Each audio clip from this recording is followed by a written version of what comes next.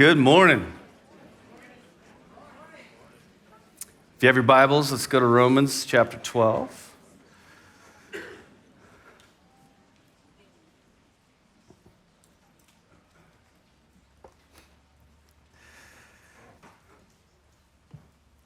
want to pick us back up in our study of chapter 12. I want to take a look at verses 9 through 21. I'm not completely sure how far we're going to get, but we'll get where we get, and then we'll follow it up next week. As we start this new year, I think where we're at, I always love when the Holy Spirit does these things that only He can do. You land in a pocket that's so perfect for where you're at in life. This particular passage in 12, I think, is uniquely important and feels really appropriate. What Paul's teaching us is a grid or a perspective that we are to live from as the people of God. There are some who have, one of our team members and teaching team had reminded me that something I had forgotten, and that is that this is commonly referred to as Paul's Beatitudes. And if you think about the Beatitudes, where Jesus is teaching kind of just basics, very, very overarching ideas of how to live, Paul's going to dig in and go a little bit more precise, a little more exact, and he's dealing with attitudes and behaviors. He's coaching the people of God on how to handle themselves within the communities God's placed them in. So for us, it's an incredibly appropriate and applicable teaching. Guidelines for the attitudes and values that are to be held in our hearts and that we are to choose to live into. The struggle that I have with that is at times, we like the idea of holding values in our hearts. We don't really love when people tell us behaviorally what to do. How many would agree that there's this wild independent streak within you? It's called a sin nature. It's not an independent streak. It's a sin nature. It's this thing that if you remember and you were with us back to our study of Jude, one of the central elements that Jude is dealing with is this deep desire to live ungoverned. That's hardwired into us, to reject government. Now, I'm not talking about Congress and the U.S. I'm talking about this headship of heaven over us. So what Paul's doing here in Romans is he's teaching this young believing culture how to align with the heart of God in their daily lives. And so for us, I want us to approach this with that mindset. We're learning how to align our daily lives with the heart of God. In December, we stepped into this in verse 9 where Paul says, don't just pretend that you love others, really love them. Hate what is wrong, stand on the side of good, love each other with genuine affection, and take delight in honoring each other. He gives us this incredible challenge. I don't know about you, how many felt deeply challenged by this passage? Nobody else besides me? Cool. I just get a mirror, it'd be a lot easier. But this nature in us to kind of fake love, to act like we love people, to say the right things. How many have ever done that where you're like, oh, bless you, brother? Well, how many have ever asked somebody, hey, how you doing, when you don't really care? You're like, I know it's the right thing to say. That is what Paul's talking about, is this pretense, this fakeness. He's challenging us to be willing to have the courage to live authentic. The problem with that is most of us take that mindset and go, if I'm going to be authentic, I can't be anything that I'm not. And see, that's not what Paul's saying at all. He's saying, don't pretend to love others, really love them. In other words, you don't get the right to fake it and you don't get the right to not love. So we're boxed into a corner by what Paul teaches here. We cannot fake it, and we have to choose it.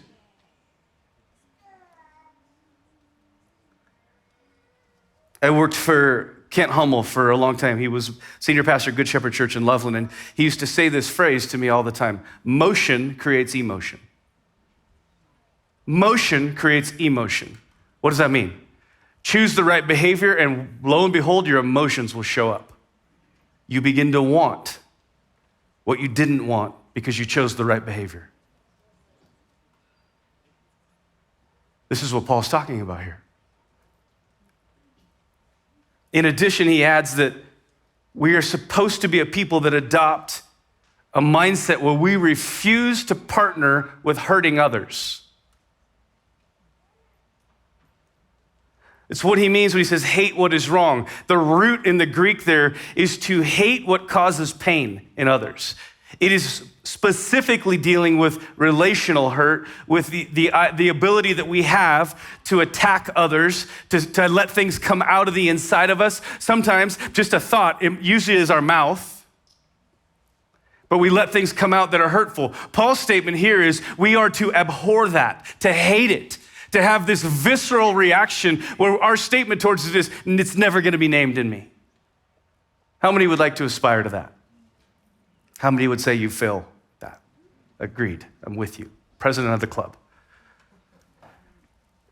He says, stand on the side of good, love each other with genuine affection. He just talks about this beautiful idea where he couples these two words, Philadelphios in the Greek, which is to have this genuine brotherly affection.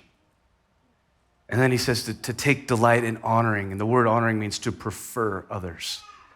It means have a lot of fun putting other people first. I'll remind us of one of John Maxwell's statements that I love. With one small exception, the world is comprised of others. Let that sink in. With one small exception, the world is comprised of others. So this is Paul's challenge just in verse 9. And he goes on, and he's going to lead us through a section that I would say is kind of a how believers should live guide. And I want to remind us of the intent or the tenor in this passage. The mood of the passage is what a proper Greek scholar would call it.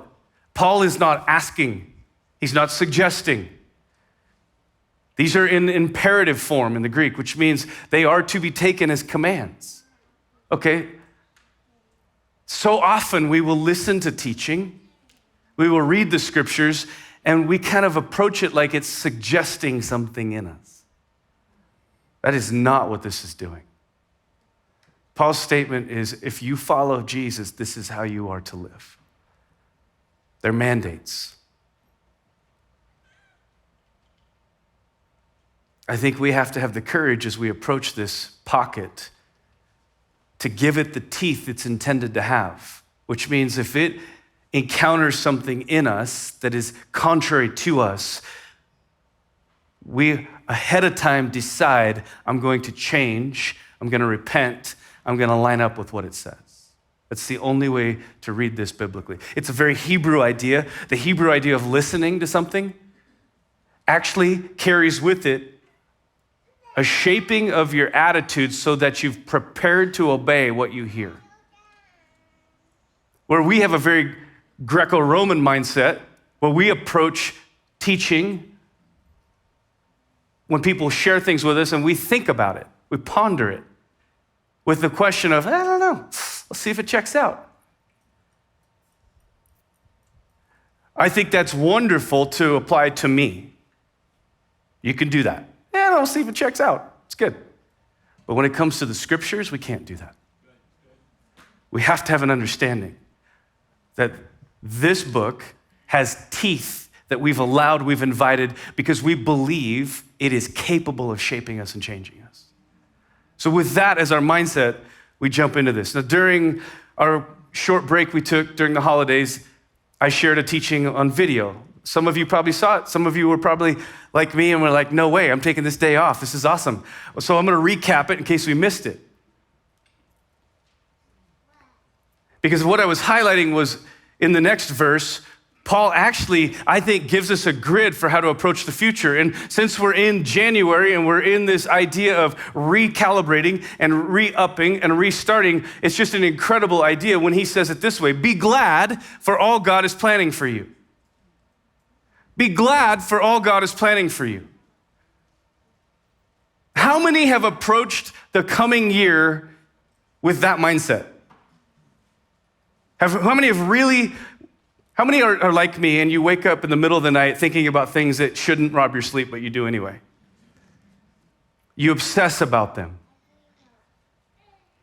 You wonder, is it going to work out? How many in the last year and a half have looked at your stock market account and wondered if it's going to be okay?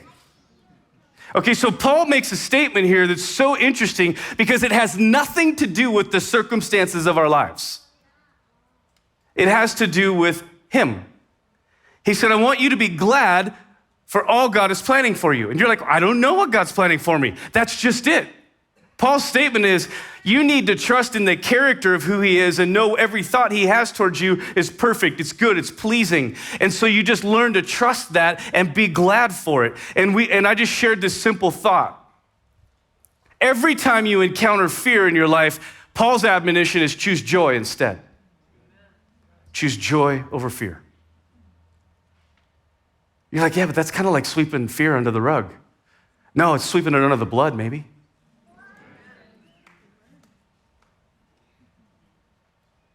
That when we encounter fear, we just own it. We face it. We look at it, go, look, this is what I'm afraid of. This is what I'm concerned about. This is what I can't control. This is what's beyond my understanding. Lord, I give it to you, and I'm just going to choose joy.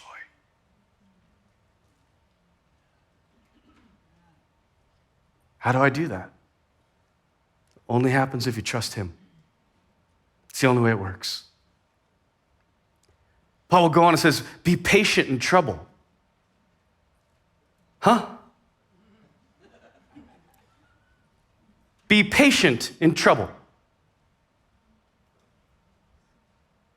The word patient here just means this idea of relaxing, calm.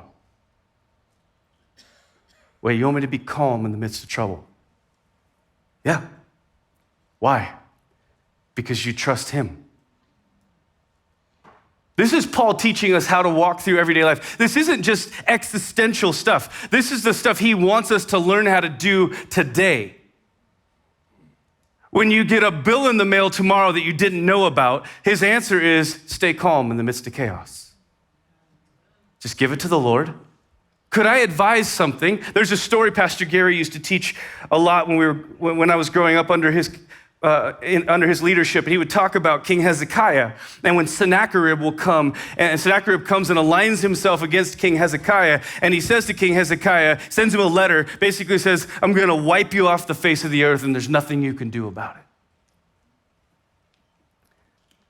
And I love Hezekiah's movement. Hezekiah's movement is he takes the letter, and he takes it into the temple, and he takes it to the altar, and he lays it out in front of the Lord. It says, oh Lord, take note of their threats. What happens if we learn to be a people that in the midst of fear, in the midst of trouble, we just learn how to write all that stuff out and lay it in front of him? Do the actual exercise, I'm writing it out. I'm writing what I'm terrified about. I'm writing what the enemy's threatening. I'm writing what I'm afraid of. I'm writing all the things that are going on. And Lord, I'm laying them in front of you, and I'm just going to say it this way. Lord, please take note. I give it to you. And then you walk away and step back into this joy and this calm that he's called us to walk in. And I love Paul's third statement, always be prayerful. It feels so Christian to say it. Always be prayerful. And we kind of read it like that, like, yeah, I know, should always be prayerful. And then the first thing we do when something happens is we go run to somebody else and tell them about it. Or we try to figure it out. And we lay awake at night obsessing over things instead of just learning how to live with an upturned face, which means my life is going to be lived in constant dialogue with him. No matter what I'm going through, I'm just going to bring it to him. And by doing that, we choose what is influencing us. Paul's suggestion is let heaven influence you. Let heaven have the last say. Let heaven have the first say. Quit trying to figure it out on your own. Think about this next year going into it. If you're like, hey, I'm just going to grab those 3 ideas. Choose joy over fear. Choose calm and chaos. Choose what influences you. I'm going to live with that grid. I'm going to be so calm and so mellow. Nothing's going to freak me out. What happens if that's actually the heart of the king? How many parents would get really excited if your kids were wondering every day if dinner was going to happen? How annoyed would you be if every day at 4 o'clock your kids were texting you or calling you, are we going to eat today? Is there going to be food? At some point, you would want to say something akin to this. Hey, I feel like for the last 10 years, the track record has proven you're going to eat. I look at you, you're not malnourished, so shut up. Perhaps the Lord's a little kinder, but feels the same, which the answer is, when have I not taken care of you? When have I not seen you through? When have I not helped you overcome? When have I not met you in your difficulty? At what point do you begin to trust me? I pray a prayer regularly, and it goes like this. Hey, Lord, I'm freaking out over this. It's not your fault. It's my fault. I don't trust you even though you're trustworthy. I'm sorry. And sometimes just saying it, you're like, that's totally right. And I feel like he's just quietly going, I know.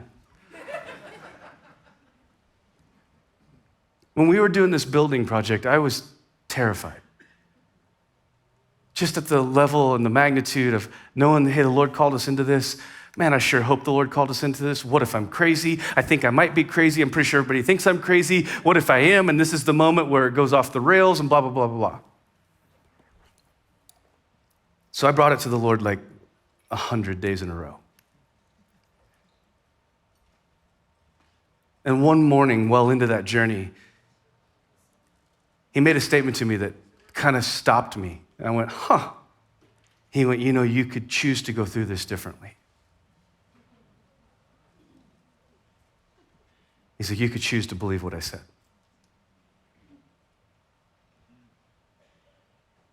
I went, huh.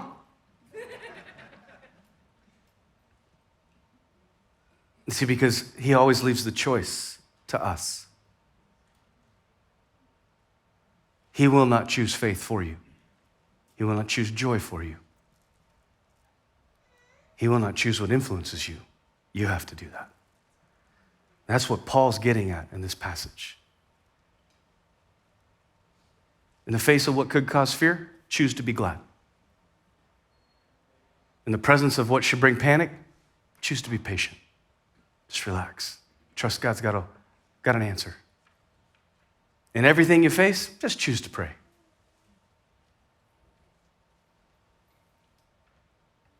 Paul goes on and says, when God's children are in need, be the one to help them out and get into the habit of inviting guests home for dinner, or if they need lodging, for the night. I'm going to read that again in case we missed it. When God's children are in need, be the one to help them out and get into the habit of inviting guests home for dinner, or if they need lodging for the night. When we read it again, just make sure we caught it. I'll paraphrase it. When God's children are in need, pray for them and tell them you hope it works out. And get into the habit of sending them to the Best Western. You get where I'm going with this? Paul's digging at something that I think probably terrifies most of us. It's this living life open and vulnerable. He's talking about God's children. So who are God's children? In the Greek, the phrase reads, contributing to the needs of the saints. So Paul uses a word here, koinonia. It's aimed at fellowship or gathering of the saints. The word for needs means what is necessary or dutiful. And the word for saints means holy ones. So if I put all this together, Paul's talking about joining in the gatherings or business of the people of God and not just spectating. He's talking about having an attitude to contribute. It's not just dealing with finance. It's not just dealing with lodging. It's actually dealing with embedding ourselves into culture. How many have ever noticed in yourself the nature to spectate and not step into things and engage them? It's part of our sin nature. Proverbs says a recluse is self-indulgent. When we pull away, that the root of that is selfishness. When we disconnect. So he's calling for an attitude in us to engage and to join in what's going on. There's two aspects that come to mind as to why he would call us to this. Number one, it's the way of the kingdom to contribute. Everyone has value and purpose, and we're called to contribute what we can. Everyone has value and purpose. If you, for any reason, have bought into a lie that you have nothing to contribute, you have bought into a lie. Which one of us as parents would look at our children and say, you have value, you on the other hand, I can't figure out why you exist. No, it's anathema for all of us. Like, we'd never say that. That'd be awful. So why would we assume our Heavenly Father would view us any differently? Why would we assume he would ever consider us as anything less than a contributing, full-fledged member of the home? The second reason why I think Paul will call us to engage and to join in what's going on is it's the way of Jesus to see others as those we serve, not as those who can serve us. And see, spectating makes this very quiet statement. You're here to serve me. You're here to entertain me. I understand what gets in the way of us engaging and joining. Oftentimes it's our own fear, it's our own insecurity. Sometimes it's an attitude issue. There's a plethora of reasons. I'm just saying Paul's statement here calls it out and says it can't be what happens. The second portion of this verse reads, in the Greek it reads, practicing hospitality. So it's an interesting shift. The first portion of this passage was directly aimed at the people of God that we worship with. But the second is aimed at strangers. And if we don't understand that difference, we could view this as, it just deals with the way I'm supposed to handle myself in church. No, it actually deals with how we're supposed to handle ourselves in life. This first word, practicing, carries the implication of running after someone, to invite them into your home, or to have the opportunity to dispense kindness. Running after someone. Can you imagine if you're chasing somebody down the street saying, I just want to be hospitable? I don't think Paul's calling for something quite that preposterous. What he's calling for is an attitude of eagerness to where we're actually excited for those opportunities, not trying to shun them.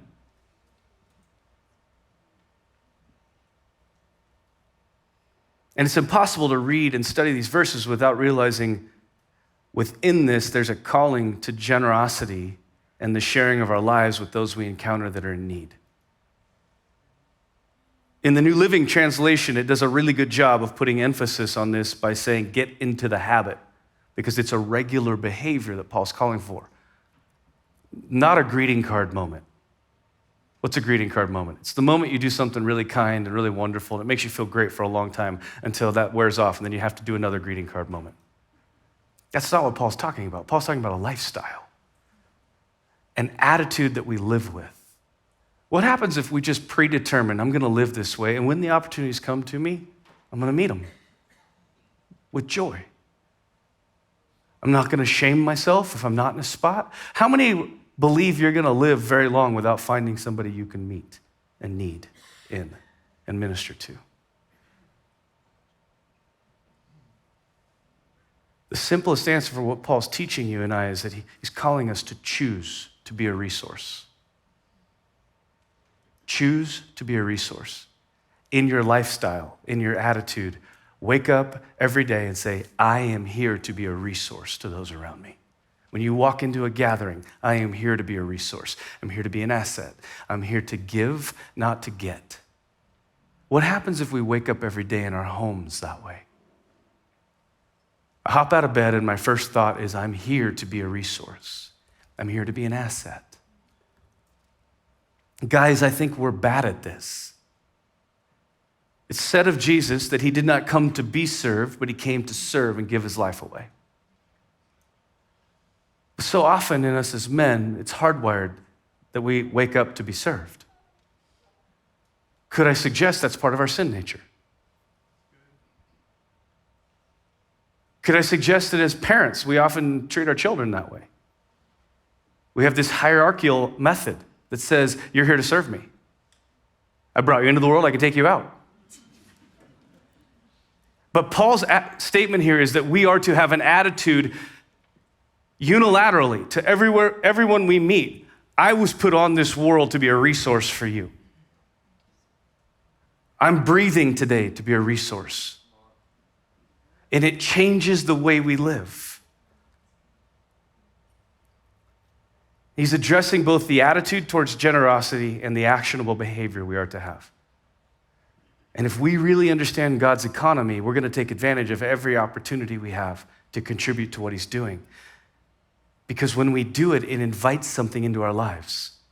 The man who lends to God, the man who lends to the one in need lends to God, and God will not allow himself to be held in debt by any man. You see, generosity is a kingdom discipline that pulls you and I out of our natural, sin-given mindset of scarcity. Scarcity says, I have what I have. If I give it away, I won't have any more. Generosity says, I've been entrusted to be a conduit, and the more I give, the more I get. That's all we have time for. Let's stand. That was half page of 5. That time went quick.